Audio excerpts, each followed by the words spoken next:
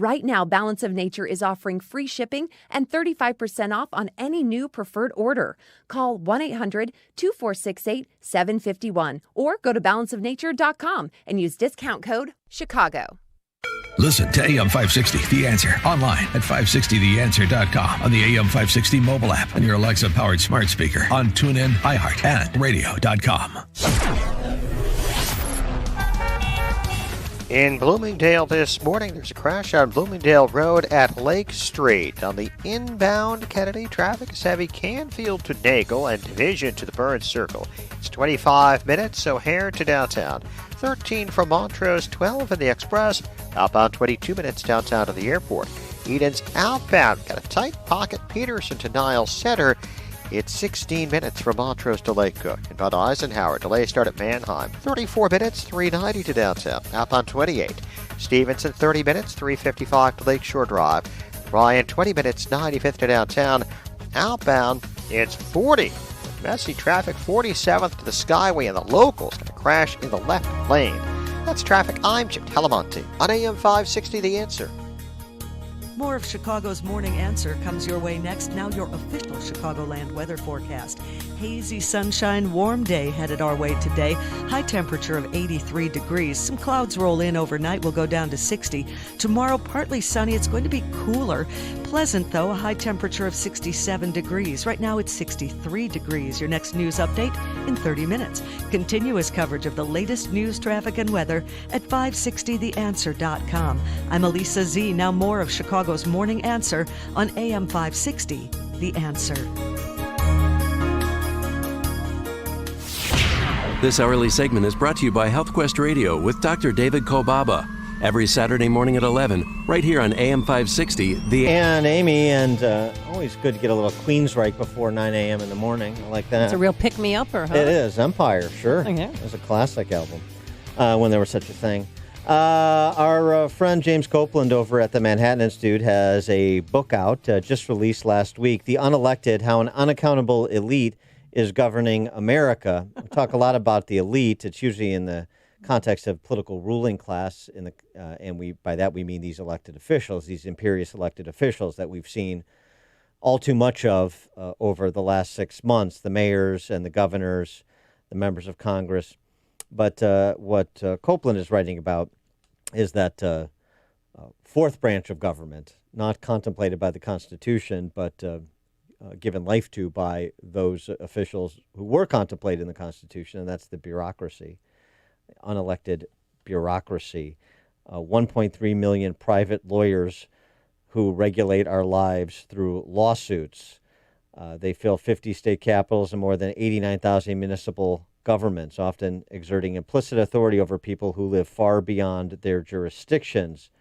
For a quick summary on the cadre of elites Copland is referencing. For more on his book and the topic, we're pleased to be joined by James Copland, Senior Fellow with and Director of Legal Policy for the Manhattan Institute. The book, again, The Unelected, How an Unaccountable Elite is Governing America. James, thanks for being with us again. Appreciate it. Thanks for having me. So this is a little bit, it seems to be like the death of Philip Howard's Death of Common Sense, Harvey Silvergate's 5 Felonies a Day meets the actual people behind those two books. Exactly, and of course, Philip Howard's done some great work here and gave me a nice blurb on the back of the book, and Harvey Silverglate is also a friend and is cited in the book, and these folks have looked at aspects of the problem. So Harvey Silverglate certainly looked at the criminal law aspect, and Philip Howard's looked at a lot of the litigation aspects here. And this book really tries to weave these strands together and these themes together, because it is the administrative state that you allude to, the 2 million federal employees that are given vast rulemaking authority and lots of enforcement authority by Congress that's largely abdicated its role. And then it is also these private attorneys who can file lawsuits on theories that we haven't voted on. And it's also these state and local officials who people vote on, but nobody in Chicago voted for the people in New York. And certainly the people in Wyoming and Arizona didn't vote on the people there in Chicago. So if these local officials are able to file lawsuits or use their pension funds to try to influence corporations or what have you, that's another layer of government that we aren't voting on with our national elections. The elections matter, but there's a lot going on with our government that is independent of these elections, and it's something that's deeply troubling to me as someone who cares about public accountability that's supposed to be embedded in our constitutional structure. Yeah, and it seems that we have, we don't see many of these people, but we've seen examples of the culture that has been given rise to across federal government. So, for example, the IRS abuse scandal under the Obama administration, and we saw how imperious that the former head of the IRS was in testimony before Congress. We've seen the seeming lack of accountability attached to senior leadership at the FBI and perhaps the CIA and other agencies during the whole Russian collusion melodrama. But it's hard for people sometimes, I think, to contemplate that this is happening in the Department of Agriculture and the Treasury Department and every other cabinet level agency as well as sub-agency, that culture that you see playing out in the high-profile instances exists in the everyday business of these government enterprises. Right. I mean, those examples you brought up are sort of the risk for partisanship and affecting the party politics through these agencies, and that is a real risk when we have such a multiplication of laws that there's just vast enforcement discretion embedded in the agencies, but. It goes even further than that because a lot of these decisions are effectively punted by the Congress to these agencies in the first instance. So we have 300,000 estimated federal crimes. Nobody can really count them all. Certainly an ordinary businessman or an ordinary family farmer is not going to be able to comply with all these rules. So there's vast enforcement discretion. But the other critical point that I bring out in the book is that 98% of these federal crimes never were voted on by Congress. So Congress just sort of delegates vast authority to these officials. And in ways that are outside the sort of partisan political game, we see time and again the officials making the decisions are doing so in a way sometimes without understanding, even if they're well-intentioned and not trying to play partisan politics. And we saw this with the coronavirus at the very beginning. So the FDA gave only the Centers for Disease Control authority to develop a test. And while there are experts running these agencies, they don't necessarily know about mass production technologies or distribution constraints, et cetera. So not only did the CDC come up with a test that was flawed, but they didn't have the capacity to roll this test out on a grand scale. So eventually, by the middle of March, we hadn't done any testing, and by that point, the virus was too widespread for even us to get a handle on it. Now, the European countries had some of the same problems, so it's not as if it was an easy thing to do, but all of this was happening beyond the scope and the reach of our elected officials. William Vogelli in Claremont Review of Books has a good piece about how to assess the response to coronavirus by the Trump administration, the federal government. And it starts from violating the premise that so many people start from when they think about the federal government's response. What's the standard of analysis? And the false premise is that we have some sort of omnicompetent government authority. When we don't have an omnicompetent government authority, and there's all sorts of complications with knowing, choosing, and actually implementing, which are sort of the three categories of response. Imperfect information, fragmented information. The choice is not always easy because all of the apparatuses of government don't move in synchronicity with one another. And then, the implementation is in part the same problem. It seems to me that this is something that we have to disabuse people of, too. It's the old Ambrose Bierce line that government or politics is where a private vice becomes public virtue. A government is where people who were in private life in 1 minute now become experts on everything, and and infallible technocrats as soon as they enter the halls of some government agency. Yeah, I think that's right, and I think it's important to just realize that there are constraints on our ability to process information and our ability to execute, and we saw this very much so in the virus response, and we see it time and again with the government. I mean, inevitably, the political incentives make government officials risk-averse about the things they can't control. And so they make them less likely to allow things to happen. And we see, this is a fundamental problems with the FDA.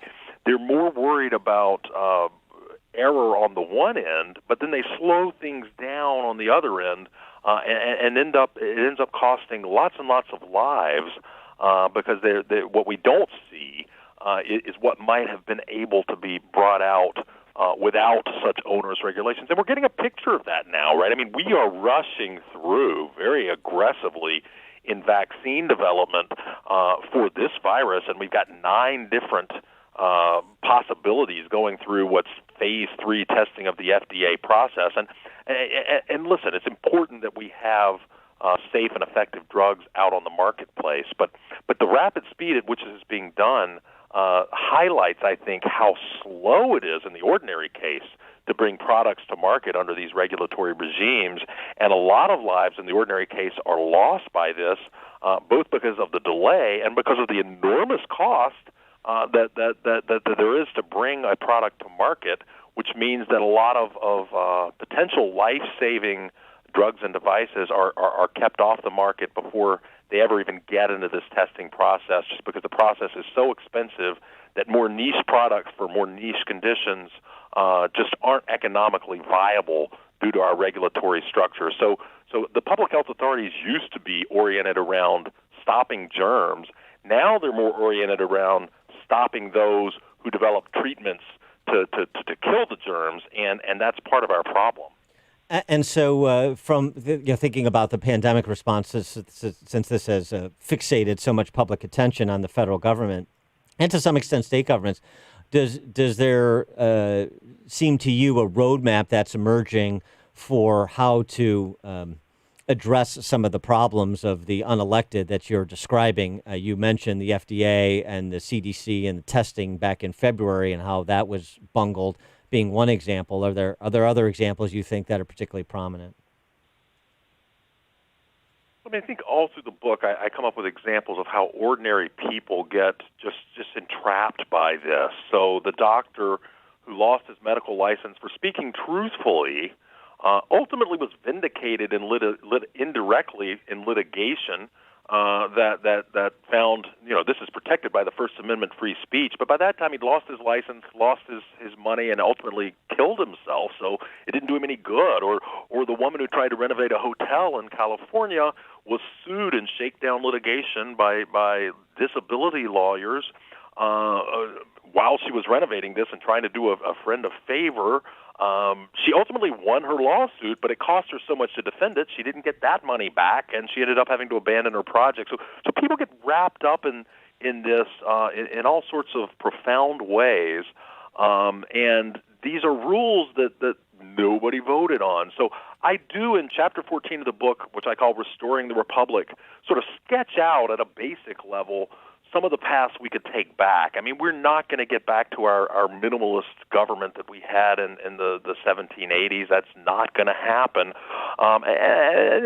In some cases, that's for the best. In other cases, I wish we would get more back that way, but it's not going to happen. But we can certainly have the Supreme Court do its job a little better and not allow these agencies such wide berth to basically write the rules and enforce the rules and interpret the rules so that there's really no check on their authority. And Congress can certainly step in there as well and say, listen, I mean, we don't have the capacity to add 61,000 pages of new laws and regulations the way the Trump administration in year one with a deregulatory agenda had to add 61,000 pages to the Federal Register, which was, in fact, the lowest number of new pages since 1993. The Congress isn't going to be able to do that legislatively, but they could still retain the authority to vote on anything that creates, for instance, a new crime, rather than letting the federal bureaucrats write 98% of the crimes, and Congress never checks over their shoulder. He is James Copland, senior fellow with and director of legal policy for the Manhattan Institute. The book, The Unelected, How an Unaccountable Elite is Governing America. James, thanks for joining us. Appreciate it. Thanks for having me. Thanks, James. And also some breaking news. Big Ten football, folks, is coming back. All of the schools will be participating, and they are going to open October 23rd, 24th weekend. So now, listen, and Minnesota, by the way, they banned fall football and girls volleyball. They are meeting tomorrow because they are planning on reversing that decision. So now Governor Pritzker is on an island all alone, and I cannot wait until today's press conference at 12 o'clock. And if any of you want me to ask him something in particular, please email me, and I will. But I've got a list of questions for him, too. Well, to be fair, one man can be an island when you're that size. This is the morning show more Chicago radio listeners are choosing. This is Chicago's Morning Answer on AM 560. The Answer. Honey, what are we going to do with your grandparents' old coins and jewelry? I'm pretty sure they're worth some money. You've been saying that for years. Okay, how about PGS Gold and Coin? They're the best when it comes to selling family valuables. And you know this because... PGS, when it comes to your valuables, they're the best. Isn't that the place Jeff sold his grandmother's jewelry when she passed? Yep, he checked out pgsgoldandcoin.com and found tons of positive reviews. He was blown away by how much he got. Do you? Oh, you're already on the site. Almost. pgsgoldandcoin.com. PGS Gold and Coin, the upscale way of selling your coins, jewelry, diamonds, and collectibles. Family owned and operated for over 10 years. Rated A+ by the Better Business Bureau with 3 Chicagoland locations, and they make house calls. pgsgoldandcoin.com or 888-416-2701. That's PGS Gold.